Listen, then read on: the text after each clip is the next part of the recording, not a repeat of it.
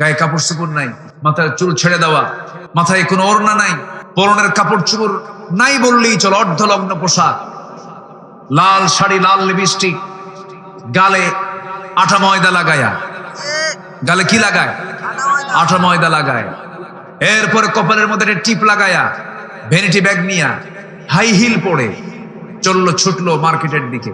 দোকানদারের সামনে গিয়ে ঠ্যাঙের উপরে ঠ্যাং তুলে দিয়ে দোকানদারকে লক্ষ্য করে বলে, ভাইয়া এই আছে না নাই, একটা শাড়ি দেখানো যাবে কি? মানে এত সুন্দর তার মাখরাজার সিফাতের শব্দ চয়ন, দোকানদার তো সিট হয়ে পড়ে আছে। দোকানদার ভাষা শুইনা, ওর সেন্স নাই।